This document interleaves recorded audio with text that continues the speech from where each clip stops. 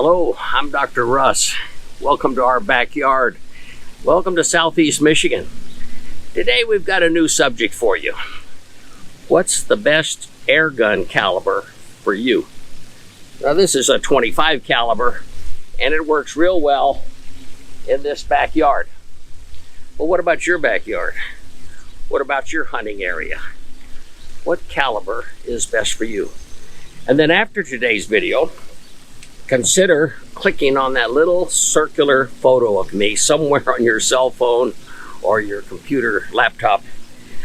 But once you click on that, you're going to access our library of about 44 videos.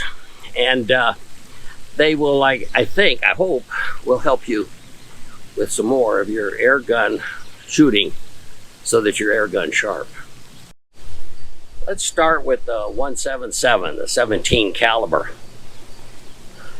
Well, there's two times I would stick with the 177, and that's if I was shooting in competition. I think literally all of the competition out there is 17 caliber, and it's a range of just 10 yards, about 30 feet. And it's big time, let me tell you. Some very expensive guns show up on that range. But that's the caliber you have to have if you're going to be in competitive shooting. And let's just add to this.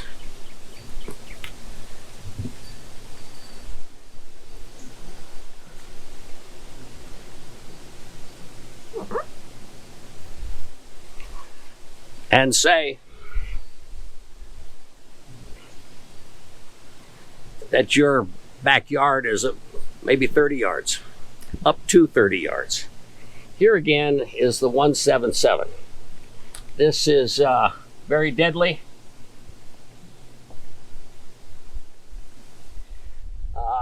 In a 30 range length, and I think it explains why more guns are sold in the 177 caliber than any others. The one area that I think you should really be concerned about, and that I see people not being concerned about, is some sort of backstop that matches the caliber you're shooting. The last thing you want is those BBs and pellets to go off and into the next guy's backyard or ricochet out into a side neighbor's. So focus on your distance you're shooting and focus on the backstop. And if you're going to just be shooting in a backyard, you don't have an uncle who has a farm, you don't have friends who go out into the woods every fall, then again, while this is for target, I would stick with the 177 caliber for backyards this size. Now let me cover the 22 caliber. Oh, and this is one of those regulated Umarex. And do I love regulated guns.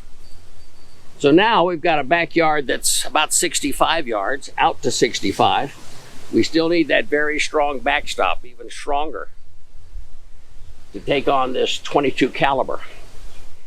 Again, this is what I would have, particularly if I didn't have any way to hunt out in the field. This is what I would want. Now, one of the things that I hate to see happen is so many people in the airgun business say, well, I've got a 22. My next gun's going to be 25 or 30 or 40, 45. And you're spending an awful lot of money to get there. Don't be afraid of these larger caliber air guns. Let me say that again. Don't be afraid of these larger caliber. These guns don't kick like powder guns. I've shot a 50 caliber powder gun. I was laying prone like this, shooting that way, and when it was done, I was here. There's kick on powder guns. There's really no kick in air guns. So there's absolutely no reason to not find out what's the right caliber for you, for your situation, and get that caliber now, or at least with your next rifle, and be done with it. I found that 25 caliber is the gun I want to own in most applications. Not only because I have that 65-yard backyard, but my backyard expands out to the left. And I have targets out there, and I've shot woodchuck out there at just about 100 yards. So once you are talking about some sort of a backyard that has 25 caliber, requires 25 to reach out to those distances, and either has a good backstop, or as you can see, it's about 800 yards out there across those wetlands. So that alone takes care of a lot of pellets. I love this Bulldog 357. I've got a lot of woodchucks and probably a coyote here pretty soon with this gun. But I should tell you that I don't have any 30 calibers. And I covered in another video how popular 30 caliber is. Not so much with air guns, but 30 caliber is the caliber for powder guns. You see that 300 Savage, the first two numbers are 30. The 308, the 30-06, the 300 Winchester Mag. Those guns all start with 30. The bullet, the caliber is 30 caliber. The rest of those numbers have to do with the rest of the bullet. Sometimes it's just something in its history. The 30-06 was invented in 1906. This is 30 caliber. I don't have a 30 caliber. I'll tell you why in just a moment. This is a 357. I've got two of them. And anything bigger, clear up, I think the 50 caliber, I think a few handmades have been made that are bigger than that even. But now we're talking about something much larger. We're talking about hunting. These are large bores. And here's a blind, and you can shoot left, right. Typically in a nice, I like an area like this where I can shoot 150 yards in one direction, 150 in another. This helps me with wind. This helps me with trails, crossing it. Where will the deer come into this field and at what time? And now we get into a lot of hunting specifications, and I've got some videos on hunting already. But when we get into large bore, we're talking about hunting. And why have I not purchased a 30 caliber? Well, right now, if you go to Pyramid Air, and I'm not promoting Pyramid Air, but Pyramid Air is a big supplier of air guns and pellets.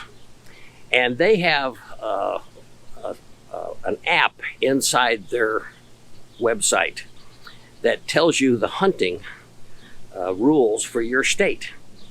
And 22 of our 50 states right now allow you to use 357 or bigger. Not one has said you could shoot a deer with 30. I have no doubt that a 30 would kill a deer. I've had somebody tell me they shot a deer with 17 caliber. Well, it'd have to be a perfect shot, and I think you'd probably wound about 50 before you killed the one.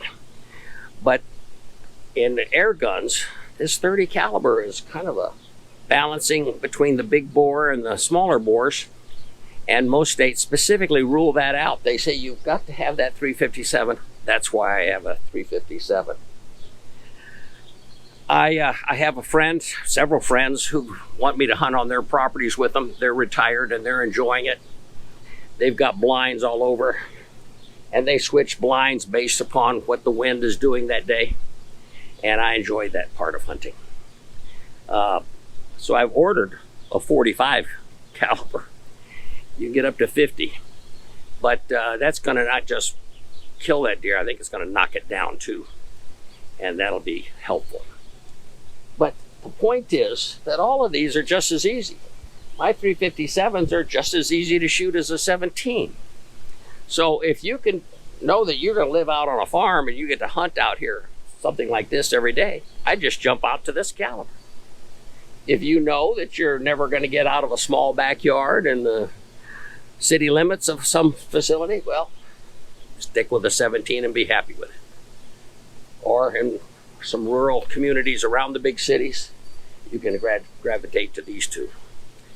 But let's just get to the right caliber. You can decide on a bullpup, a wood stock, a polyurethane stock, whatever you want. You can get any style you want. But I'm talking about caliber. Let's think it out. What does your situation dictate? Therefore, what caliber should you have? Well, let me invite you again to hit that little circle on your screen and access our whole library of videos. I think you'll find some very helpful. Another thing you might want to do is to leave us a thumbs up. We get a lot of brownie points with Google when that happens. Google owns YouTube. And leave a comment. The good news is I answer them all. And I'd love to hear back from you on this one and what hunting areas you get to have. Until then, stay airgun sharp.